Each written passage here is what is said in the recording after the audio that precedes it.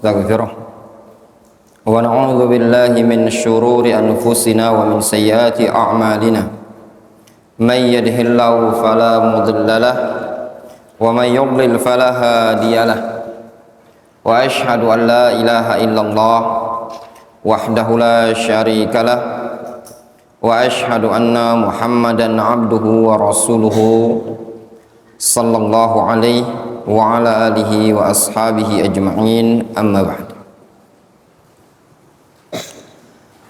Pada pertemuan sebelumnya kita telah membaca keterangan dari Syekh Abdul Muhsin Al-Qasim dalam kitab Adab Thalibil Ilmi bab al-intifa' bil wasail al-hadithah, bab mengambil kemanfaatan dengan fasilitas modern di zaman sekarang. Fal khulasah dari apa yang disebutkan oleh beliau hafizahullah ta'ala, bahwasannya al-wasail al-haditha, fasilitas modern di zaman sekarang ini terkadang membuat seseorang terfitnah, sebagaimana yang dicontohkan oleh beliau hujan yang diturunkan oleh Allah Subhanahu wa taala ini pada waktu itu membuat umat manusia terfitnah. Ada yang beriman kepada Allah Subhanahu wa taala dengan mengimani bahwasanya hujan turun berdasarkan rahmat dan karunia dari Allah Azza wa Jalla. Ada yang kufur kepada Allah Subhanahu wa taala dalam bentuk dia mengimani bahwasanya hujan ini turun dikarenakan munculnya bintang ini dan bintang ini. Syekh hafizahullah ta'ala menyebutkan kalau dengan hujan yang mana hujan ini merupakan ciptaan Allah Subhanahu wa taala bisa menyebabkan umat manusia menjadi dua golongan. Ada yang mukmin, ada yang kafir. Ada yang terfitnah dengan hujan ini tadi. Maka kata beliau, al-wasail al-haditha, fasilitas modern di zaman sekarang juga min babi aula bisa memfitnah seseorang. Terlebih lagi yang perlu kita tanbih bagi para penuntut ilmu yang berkaitan dengan asy-syabakah al-ankabutiyah atau asy-syabakat al-elektroniyah, internet dan media sosial. Ya tulabul ilm, antum perlu waspadai dalam penggunaan internet dan media sosial ini tadi. Internet dan media sosial ibarat pisau mata dua. Kalau antum tidak bisa menggunakannya, bisa melukai atau membunuh antum sendiri. Kam nasma' min tullabil ilm qutilu bisa babi al-jawwal. Betapa banyak, betapa sering kita mendengar dari kalangan para penuntut ilmu mereka terbunuh. Maknanya mereka terputus dari jalan menuntut ilmu dengan sebab handphone. Dulu ada di sini santri mainnya HP terus, internetan, suka buat status-status yang bikin gaduh dalam dakwah. Anak kasih pilihan, mau tetap di Darul Hadis, HP-nya dijual, atau keluar. Dia pilih keluar, ya, pilih keluar. Orang yang seperti ini tidak akan mungkin sukses dalam menuntut ilmu kalau ternyata dia lebih memilih kesenangan hawa nafsunya dibandingkan kedisiplinan dalam belajar. Oleh karenanya antum semua para penuntut ilmu dilarang, apalagi anak-anak tahfidzul Quran, sangat-sangat dilarang ke pondok pesantren membawa handphone. Jangankan yang sekelasnya antum ini, orang yang ada di Biladul Haramain, yang ada di dua kota suci, misalkan di Mekah, di Madinah, dari kalangan para tullabul jami'at, mahasiswa yang belajar di kampus, di jamiat, baik Jamiah Islamiyah, Jamiah Ummul Qura, mau Muhammad bin Saud, Ma'ad Al-Haram Al-Makki, Al-Haram Al-Madani, berapa banyak dan sering kita dengar mereka pun tidak lepas bisa terfitnah dari handphone seperti ini, dikarenakan berada di tempat yang internet kencang, kadang berjam-jam menggunakan handphone, menggunakan media sosial, sehingga waktu mutola'ah, waktu belajar berkurang. Dalam kondisi waktu marhalatut tolab itu tidak panjang, singkat. Namun kalau seandainya antum habiskan waktu tersebut dengan menuntut ilmu bersama dengan handphone ini tadi, akan sia-sia. Demikian juga mereka kawan-kawan yang belajar di Darul Hadis Yamaniyah. Sekarang beda dengan dulu.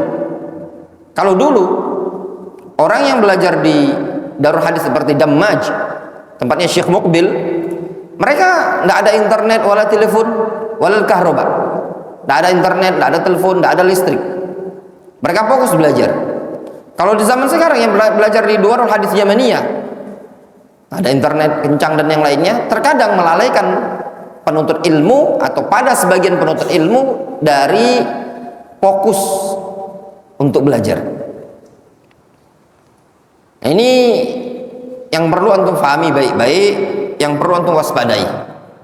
Ya ikhwan, anak pribadi termasuk yang gaptek dalam masalah teknologi ini tadi. Antum bisa bayangkan dulu di pondok pesantren sudah ada handphone, tapi handphone biasa. Pernah anak jual HP, dulu HP masih HP biasa itu ya, untuk beli kitab Al-Jami'us Sahih mimma laysa fi sahihain karya Syekh Muqbil. Itu HP yang nanti dengan anak jual 240.000 untuk beli kitab itu tadi, karena ada pelajarannya. Kemudian tidak ada HP, kalau mau telepon pinjam HP kawan atau SMS, lebih kurang setahun atau lebih, tidak punya HP, ya udah tidak punya HP, tenang saja di pondok pesantren. Kemudian sampailah waktunya bisa beli HP, sehingga anak belinya sekitar 400.000 atau 450.000 yang HP itu nah, yang hitam yang bisa senteran, palanya ada senter itu, HP seperti itu. Anak berangkat ke Yaman masih bawa HP yang seperti itu, sampai 3 tahun di Yaman itu, lebih kurang 3 tahun itu anak tidak punya Android. Android sudah ada yang namanya Samsung, ada beberapa HP Cina dulu ya, apa namanya, HTC, nah, HP Cina lah, sudah ada, tidak punya HP. Anak punya HP Android itu seingat anak di bulan Syawal tahun 2014 barulah punya HP, namanya HP-nya merek Brava. Anak beli waktu itu kalau real Yaman 28.000, kalau dirupiahkan lebih kurang 1,5 juta. Itu beli HP.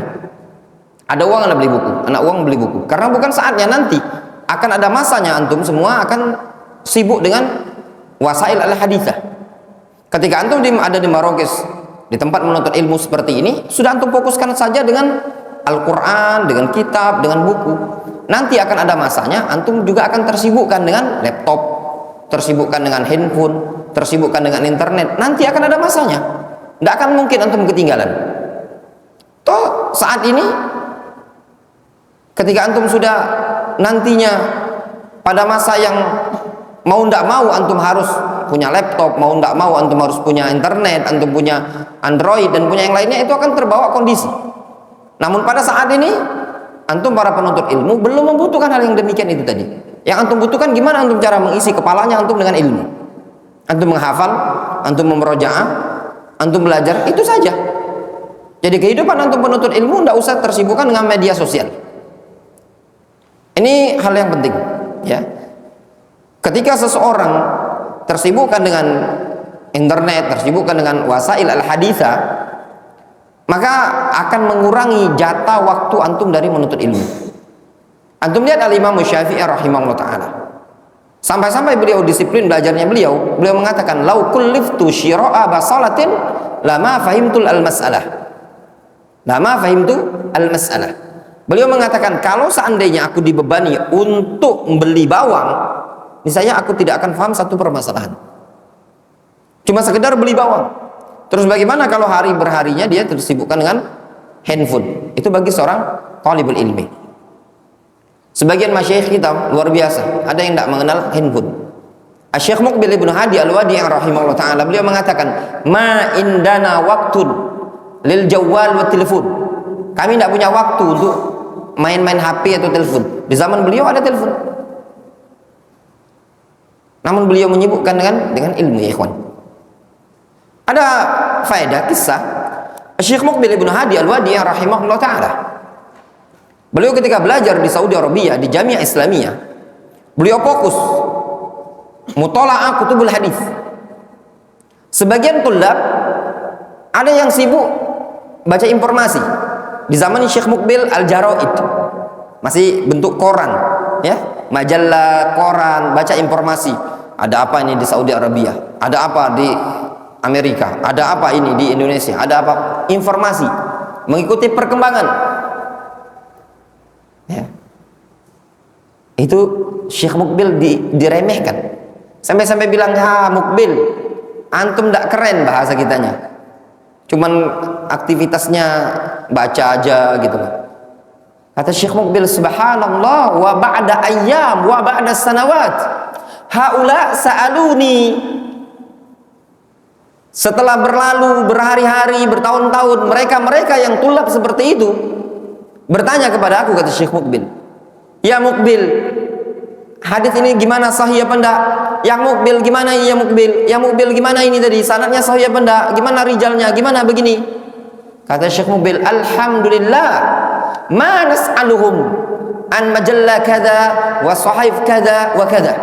Kata Syekh Muqbil, alhamdulillah saya tidak pernah tanya kepada mereka gimana yang disebutkan di berita ini, di mana. Mereka butuh kepada ana setelah beberapa tahun. Ya. Itu Syekh Muqbil Ibnu Hadi rahimahullah ta'ala. Kisah yang ma'ruf, ya kan? Ada, anak barusan dapat di Telegram, di share dari Telegramnya Syekh Muhammad Ibnu Hizam tentang fawaid tentang Syekh Muqbil. Di antaranya yang anda sebutkan tadi, man khadamal ilma, man khadamal mahabir, khadamathul manabir. Kata mereka para ulama, siapa yang mengkhidmat tinta, maka dia akan dikhidmat oleh minbar. Waktu antum menuntut ilmu terbatas, tanpa disadari kadang. Berjalan waktu setahun, 2 tahun, 3 tahun. Kalau antum bertahun-tahun belajar tidak ada hasil, untuk apa ya ikhwan? Habis waktu, sia-sia waktu. Waktu menuntut ilmu itu belum tentu berulang untuk kali yang keduanya. Jangan antum berangan-angan masa menuntut ilmu itu panjang. Namun bisa jadi masa menuntut ilmu itu adalah masa yang singkat. Antum tidak tahu. Misalkan one day, tiba-tiba orang tua bilang, one day pulang, nak, pokoknya tidak usah nih bantu mak begini-begini. Laka udhrun, antum punya udhur, harus taat kepada orang tua, sehingga terputus dari menuntut ilmu. Ketika antum tidak punya apa-apa, gimana? Dulu sebagian teman-teman kita kayak gitu juga. Ada yang sibuk dengan handphonenya, sibuk dengan laptopnya, sibuk dengan ini, sibuk dengan itu. Tahu-tahu ya ikhwan, terjadi perang diam. Kemudian diumumkan bahwasanya orang-orang yang ghuraba, penuntut ilmu yang asing di Darul Hadis Fiyush harus pulang. Li salamatikum, hifadzan ala salamatikum. Itu yang disampaikan oleh Gubernur Lahaj. Min ajli hifadz ala salamatikum. Maka kalian harus keluar semuanya dari Yaman ini tadi. Stres orang. Ada yang cuman kerjaannya menghafal Al-Quran, nggak bisa apa-apa kecuali Al-Quran bawa pulang. Ada yang cuma belajar nahwu saja, ada yang cuma belajar ini, belajar itu. Bagi yang antum sudah belajar kutubul aqidah, tauhid, usul fikih dan yang lainnya, alhamdulillah bisa pulang. Wa nahnu na'rif wallahi ya ikhwa ya tullabul ilm min zumala'ina wa ba'du ikhwanina ma indahu ahliyah fil mustalah wa ma indahu ahliyah fi usul fiqh wala kadza wa kadza, dayya al-awqat, ya, menyia-nyiakan waktu ketika menuntut ilmu. Dan nampak ketika pulang ke Indonesia kadang mayadhar lahu atharun fid dakwah. Tidak ada nampak pengaruh dia dalam dakwah. Nah, ini bagi antum semua para penuntut ilmu harus antum perhatikan bab yang satu ini tadi. Waspada, al-hadar minal wasail al-hadithah. Ya. Manfaatkan hal-hal yang tersebut sebutuhnya antum. Kalau antum tidak butuh, tidak usah. Kemudian kita masuk pada bab yang berikutnya, al-hadar minal fitan. Bab al-hadar minal fitan. Termasuk adab dari para penuntut ilmu, waspada dari fitnah. Fitnah ini ya ikhwan, ujian bagi para penuntut ilmu. Yang dia harus waspada, menjauh dari fitnah. Fitnah itu ada dua macam. Ada fitnah syubhat wa fitnah syahawat. Dua-duanya ini tadi juga bisa menghampiri para penuntut ilmu. Syubhat dan syahwat. Syubhat bisa dilawan dengan sabar, atau syahwat bisa dilawan dengan sabar. Syubhat bisa dilawan dengan ilmu, yaitu yakin. Dua-duanya bisa menimpa para penuntut ilmu. Ada penuntut ilmu yang terkena fitnah syahwat. Apa fitnah syahwat? Entah kalau antum-antum yang sekarang ini ya, anak kurang ya. Kalau dulu banyak di zaman anak mondok, penuntut ilmu itu kena usir di pondok pesantren pacaran. Ya, nggak tahu antum pernah ngalami nggak pondok pesantren? Ya, ada teman kena usir gara-gara pacaran. Ya, pacaran dia nongkrong, dia bosan dia belajar pondok pesantren, keluar dia. Ternyata ada di dekat pondok anak dulu mondok ada apa namanya alun-alun gitu ya. Ada konser, nontonlah dia konser tuh, ya. Ternyata ada ceweknya pula, janjian dia. Ternyata selama mondok tuh kenal cewek kampung. Kan fitnah. Fitnah apa? Fitnah syahwat. Nah, kalau dulu ya, ikhwan luar biasa, ya fitnahnya. Kadang orang-orang yang bekas kuliah, bekas tamat sekolah umum, mondok pesantren itu ujiannya lebih besar lagi. Ini fitnah syahwat. Fitnah syahwat itu macam-macam. Terkadang fitnatun nisa, ya, terfitnah dengan wanita. Itu yang pertama. Yang kedua, terkadang terfitnah dengan al-mal, pekerjaan. Ini juga bisa memalingkan seorang dari menuntut ilmu. Mau kerja ya. Apakah tercela kerja? Tidak tercela. Namun ya ikhwan, kalau antum bisa sabar-sabar saja dulu. Nanti akan ada masanya antum kerja. Sebagian teman-teman antum, bahkan sebagian orang yang sudah belajar di sini, dulu berbagai macam alasan. Mau kerja. Kaya juga enggak. Ya enggak? Udah enggak menuntut ilmu, teman-temannya sudah mendapatkan hasil. Ada orang yang japriana, padahal dia orang yang pertama kali belajar, datang ke sini. Dia bilang, Ustaz, Anda mau belajar lagi. Kawan-kawan udah ada yang ke Yaman ya, ada yang gini, Anakku nggak bisa apa-apa. Kesalahan tuh. Nggak mau sabar tadi, ya, terhadap syahwat. Apa syahwat? Kerja, cari duit. Di pondok nggak mau sabar, tak kalah nggak punya duit, sabar saja toh. Antum kan cuma mau belajar, tinggal makan, minum. Nggak ada makanan untuk banyak-banyak minum. Selesai. Sabar aja tuh di pondok pesantren. Ini enggak, mau kerja, cari kerjaan di luar. Jualan lah, ngojek lah, segala macam. Sudah. Masa antum masih muda. Tapi kalau antum mau kerja, yang penghasilannya bisa menyokong dakwah, alhamdulillah. Ini nyokong dakwah juga enggak. Ya toh? Ngambilin duit receh. Sabar.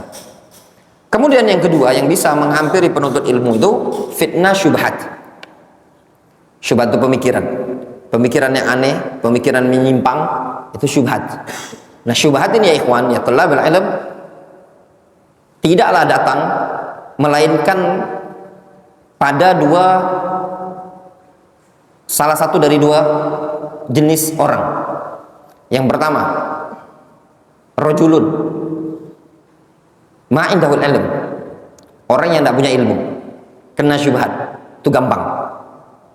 Yang kedua, rajulun dhaifun fil ilmi, lemah dalam masalah ilmu. Ini yang disebutkan oleh para ulama.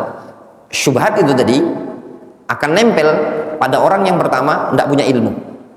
Yang kedua, dhaifun fil ilmi, lemah dalam bab ilmu. Nah, keberadaan antum berada di pondok pesantren itu diantara sebab untuk membentengi diri antum dari syubhat. Dengan ketentuan antum memfokuskan diri ibadah kepada Allah Subhanahu wa taala dan fokus dengan pelajarannya antum. Antum akan selamat dari syubhat. Tidak usah banyak noleh di luar. Tapi kalau antum banyak noleh keluar, banyak membaca di luar, sudah antum nanti akan kena syubhat. Macam-macam syubhat itu tadi. Ada syubhat takfir, khawarij, ada syubhat murji'ah, ada syubhat asy'ariyah, maturidiyah, mu'tazilah. Seluruh pemikiran-pemikiran di luar itu sangat banyak. Tapi ketika antum berada di pondok pesantren, antum terfokuskan dengan ibadah. Tidak sempat untuk syubhat dari luar tadi masuk pada diri antum. Itu perlu diwaspadai. Kata Syekh, al-fitan katsirah. Fitnah itu sangatlah banyak. Syabbahan Nabi sallallahu alaihi wasallam kathrataha biqataratil matar. Nabi sallallahu alaihi wasallam menyerupakan banyaknya fitnah tersebut dengan tetesan-tetesan hujan. Saking banyaknya fitnah itu, bukan satu atau dua, tapi banyak sekali. Saking banyaknya Nabi SAW menyerupakannya ibarat tetesan-tetesan hujan. Tetesan hujan itu banyak apa enggak? Siapa yang mampu menghitungnya? Hah? Ada yang mampu menghitungnya? Hujan dalam waktu 5 menit ada berapa tetesan? Sangat banyak kan? Demikian diserupakan oleh Nabi SAW. Qala an-nabiy sallallahu alaihi wasallam, inni ara mawaqi'al fitan khilala buyutikum kamawaqi' al-qatri. Kata Nabi sallallahu alaihi wasallam, sesungguhnya aku melihat tempat-tempat fitnah di tengah-tengah rumah kalian itu ibarat tetesan-tetesan hujan. Ya, aku melihat jatuh-jatuhnya fitnah itu di rumah kalian ibarat tetesan hujan. Menunjukkan apa? Fitnah itu sudah masuk rumah sangat banyak. Zaman sekarang fitnah itu gampang masuk rumah. Kalau dulu orang mau ngajak kepada kekufuran, butuh harus keliling misionaris. Ya. Zaman sekarang enggak perlu keliling. Cukup bayar, beli salah satu media televisi itu, buat acara, ditonton oleh banyak kaum muslimin. Iya apa tidak? Banyak yang nonton. Orang mau menyebarkan sihir, kalau dulu mungkin susah. Zaman sekarang siapin aja film. Ya apa enggak? Film mak lampir. Nontonlah itu orang. Ya enggak? Seluruh fitnah antum mau cari di televisi itu seluruhnya fitnah.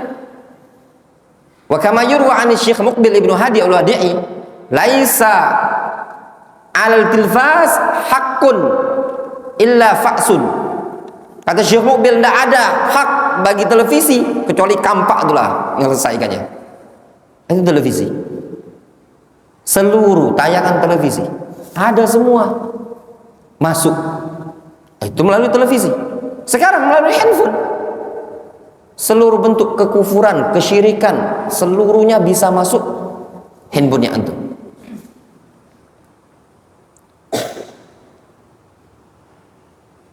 Al-fitan minha kibar wa minha sigar. Fitnah itu ada yang besar, ada yang kecil. Qala an-nabiy sallallahu alaihi wasallam, wa minhun fitanun kariyahis sayf, minha sigar wa minha kibar.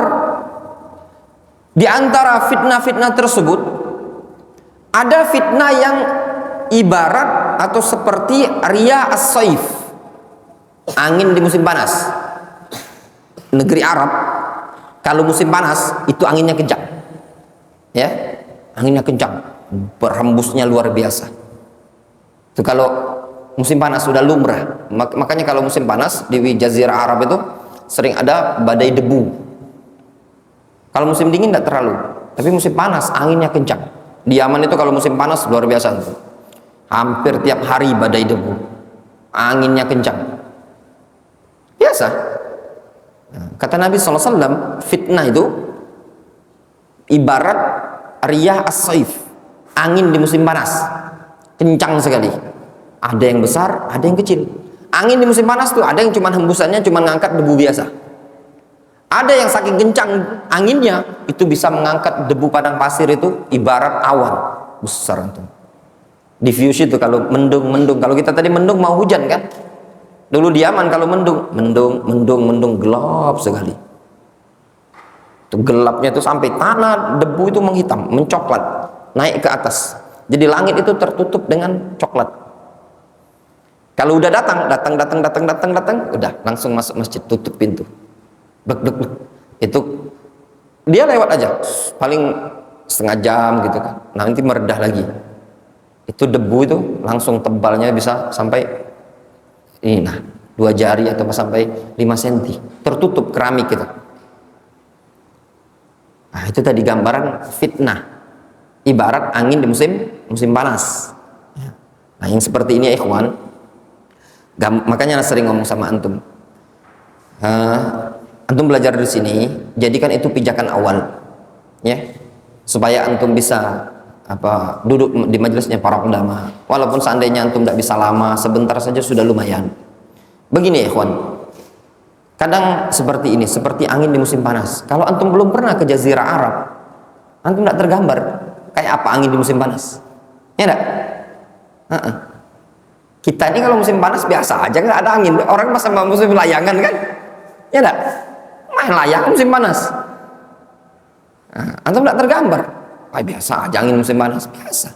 Tapi di Jazirah Arab, di Madinah, di Mekah, Yaman, wilayah-wilayah kawasan pasir ya, itu beda. Rasul SAW berbicara dengan para sahabat yang mengalami situasi kondisi pada waktu itu. Kata Nabi SAW, wa minha ma yamuju kamaujil bahr. Nah, fitnah itu ada di antaranya yang dia itu yamuj, ya, kamaujil bahr, bergelombang seperti gelombang ombak.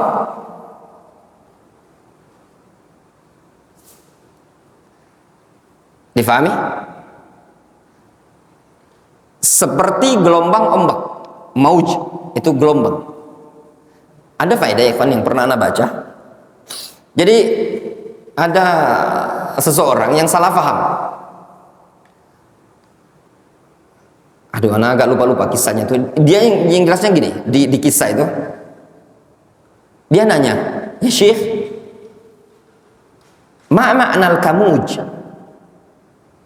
Ma ma'nal kamuj? Apa makna kamuj? Ya, ini dibacanya kamuj. Ya, syekhnya bingung. Ya, di mana antum dapat lafaz seperti ini? Terus dia, kalau tidak salah itu bawakanlah hadis fitnah itu seperti maujil bahr. Nah, dia bacanya apa? Kamujul bahr.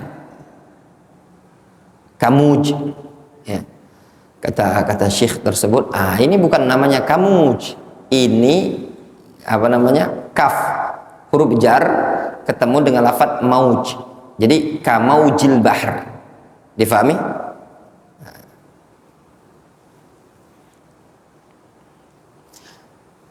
Qala Hudzaifah radhiyallahu anhu. Hudzaifah mengatakan, kunna julusan inda Umar radhiyallahu anhu. Kata Hudzaifah, kami dulu pernah duduk di samping Umar bin Khattab, duduk di sisi Umar bin Khattab. Hudzaifah ini dikenal dengan sahabat mutakhassis fil fitan, sahabat yang mutakhasus bertanya kepada Rasul tentang fitnah-fitnah. Beliau digolongkan sebagai sahabat yang memegang rahasia Nabi SAW. Ya. Sahibus sir, banyak nyimpan rahasia dari Nabi SAW. Hudzaifah bercerita bahwasanya beliau bersama teman-temannya duduk di samping Umar bin Khattab. Faqal, Umar bertanya kepada Hudzaifah, ayyukum yahfadhu haditha Rasulillah sallallahu alaihi wasallam fil fitnah. Kama qala, siapa di antara kalian yang telah menghafal hadis dari Nabi sallallahu alaihi wasallam tentang fitnah sebagaimana yang disampaikan oleh Rasulullah sallallahu alaihi wasallam? Qala faqultu ana. Kata Hudzaifah, aku wahai Umar, aku yang telah hafal dari Rasulullah SAW hadis tentang fitnah. Qal, Umar mengatakan, innaka lajari wa kaifa qal, sungguh engkau sangat berani. Bagaimana yang dikatakan oleh Rasul? Apa yang disampaikan oleh Rasul tentang fitnah? Bagaimana yang dikomentari oleh Rasul tentang fitnah?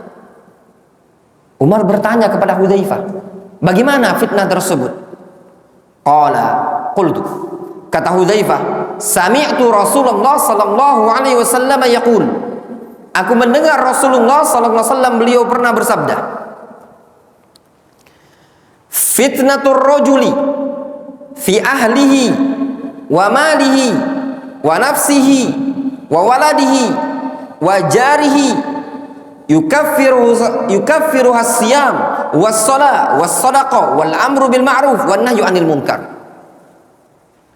Kata Hudzaifah, Rasul mengatakan fitnah seseorang baik dalam keluarganya, hartanya, dirinya, anaknya, tetangganya, itu semua fitnah yang seperti ini, ujian-ujian yang seperti ini, itu bisa digugurkan dengan sholat, dengan puasa, sedekah, amar ma'ruf nahi munkar. Ya ikhwan, anak fitnah apa tidak?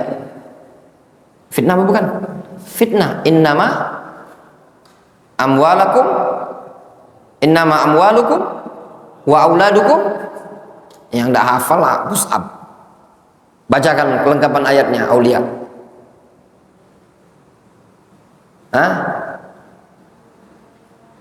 Innama Faiz,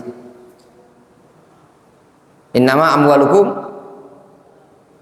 wala auladukum. Coba yang lengkap, yang lengkap. Aulia ini, Aulia.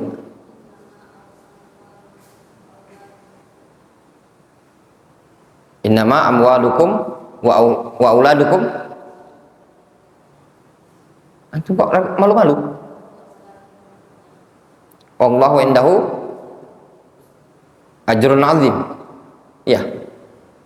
Coba antum.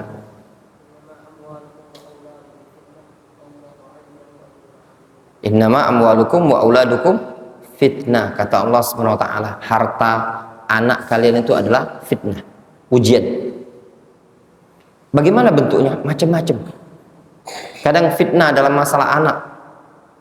Kita bisa jadi enggak jadi pengajian gara-gara ngurusi anak. Iya benar? Enggak jadi menuntut ilmu gara-gara ngurusi harta. Iya benar? Gara-gara motor rusak di bengkel, ngurusi motor, nggak jadi pengajian, taklim, ya benar? Karena gara anak nangis, nggak jadi ngajar, berbagai macam. Nah, itu semua fitnah, baik fitnah dalam urusan keluarga, urusan harta, urusan diri kita pribadi, tetangga dan yang lainnya, itu semua bisa digugurkan dengan amal ibadah, seperti puasa, sholat, sedekah, amar ma'ruf nahi mungkar dan yang lainnya. Faqala Umar, lalu sahabat yang mulia Umar bin Khattab radhiyallahu taala anhu, beliau berkata, laisa hadza urid, bukan ini yang kuinginkan. Innama uridul lati tamuju ka maujil bahr, namun yang kuinginkan adalah fitnah yang bergejolak, bergelombang seperti gelombang lautan. Subhanallah. Ya ikhwan, yang ingin ditanyakan oleh Umar kepada Hudzaifah, Umar ingin bertanya tentang suatu fitnah yang besar setelah wafatnya Rasul, fitnah yang bergejolak besar sekali ibarat gelombang lautan. Ombak, antum tahu? Ombak itu? Ya. Ada orang mati diseret ombak, ada kan? Ombak itu besar ibarat gunung itulah. Kalau orang ditariknya bisa mati gitu. Itulah fitnah. Bisa membunuh seseorang, merusak agamanya seseorang. Kelengkapan hadisnya, hadis ini dalam Bukhari. Kata Hudzaifah, adapun fitnah yang engkau inginkan tadi, fitnah tersebut masih tertutup dengan pintunya. Ada pintu. Lalu Umar bertanya, al-bab yuftah am yuksar? Pintu tersebut dibuka atau dipecahkan? Kata Hudzaifah, bal yuksar, bahkan pintu tersebut dirusak, dipecahkan. Kemudian Umar pergi.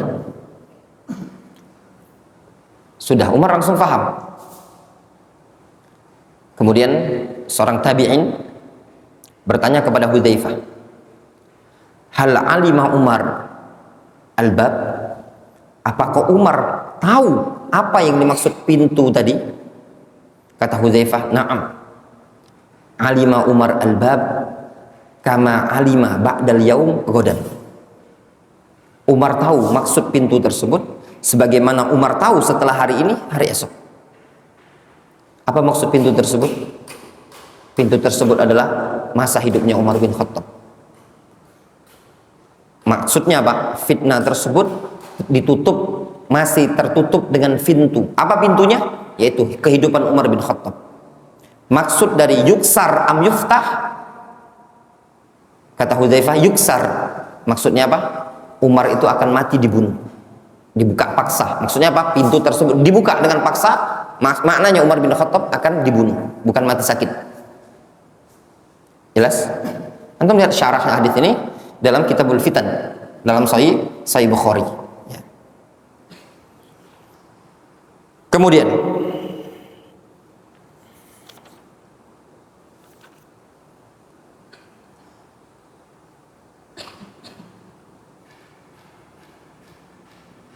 tu'radul fitan 'alal qulub. Dalam bab fitnah ini, ikhwan, banyak sekali ada buku-buku yang layak dibaca untuk para penuntut ilmu. Ada buku karya Syekh Muhammad Ibnu Abdillah Al-Imam. Judulnya Al-Qaulul Hasan fi Ma'rifatil Fitan. Di sebagian cetakan judulnya Al-Qaulul Hasan fi Ma'rifatil Fitan. Di sebagian cetakan judulnya Tanbihul Hasan fi Ma'rifatil Fitan, karya Syekh Muhammad Ibnu Abdillah Al-Imam.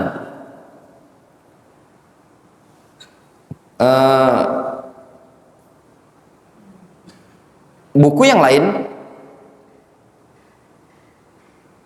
karya Syekh Muhammad bin Abdul Wahab Al-Aqil, ulama Madinah rahimahullah, sudah meninggal, beliau barusan meninggalnya beberapa tahun yang lalu.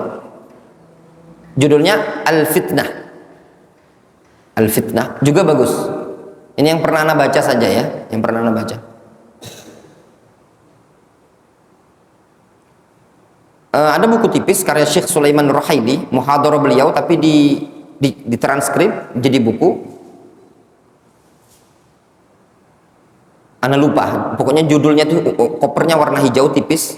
Masalah fitnah ini juga ada di rumah itu bagus juga. Yang untuk bacaan-bacaan untuk para penuntut ilmu. Ya, seingat anak ada buku yang tebal karya Syekh Sulaiman Abul Khail. Sulaiman Abul Khail, lebih kurang judulnya Al-Fitnah wa Mauqiful Muslim minha. Lebih kurang seperti itu judul aslinya. Ya. Buku-buku yang seperti ini, ya ikhwan, layak dibaca oleh para penuntut ilmu, ya, untuk membentengi diri. Ya.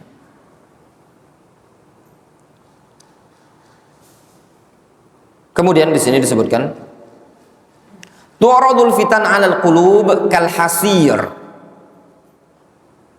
Fitnah tersebut, fitan, akan menghampiri hati umat manusia ibarat bentangan tikar.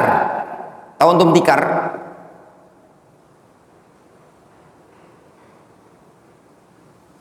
Udan seutas demi seutas.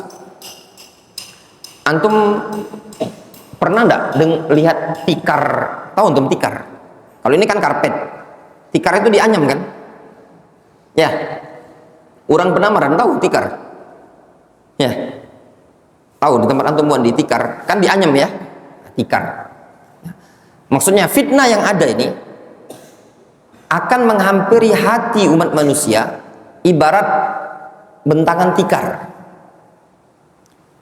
Tikar ketika dibentang, dianyam selembar satu utas seutas sampai menjadi besar. Demikianlah gambaran fitnah. Fitnah itu akan nempel ke hati seseorang sedikit lama-lama banyak. Qala an-nabiy sallallahu alaihi wasallam, Nabi sallallahu alaihi wasallam mengatakan tu'radul fitanu 'alal qulub kal hasir udan. Fitnah tersebut akan menghampiri hati umat manusia ibarat bentangan tikar seutas demi seutas. Fa ayyu qalbin ushribaha nukitat fihi nuktatun sauda. Maka apabila ada hati yang menyerap fitnah tersebut, maka akan ditorehkan pada hati tersebut nuktatun sauda, satu titik hitam. Macam-macam tadi fitnah, ya, macam-macam kan? Ada fitnah syubhat, ada syahwat. Wa ayyu qalbin ankaraha. Maka kalau ada hati yang mengingkari fitnah tersebut, nukitat fihi nuktatun baydha, maka akan ditorehkan dari hati tersebut satu titik putih. Hatta tasira ala qalbain, sehingga berubah menjadi dua bagian hati. Ada hitam, ada putih. Ala abyad mithlis safa fala tadurru fitnatun madamatis samawati wal ard. Ada hati yang putih seperti as-safa, ya, seperti batu yang licin, maka fitnah tersebut tidak akan membahayakan hati tersebut selagi masih ada langit dan bumi. Wal akhar aswad murbadan kalkuzi mujahhian. Dan hati yang satunya, hati yang terkena fitnah tadi, akan berubah menjadi hitam, murbadan.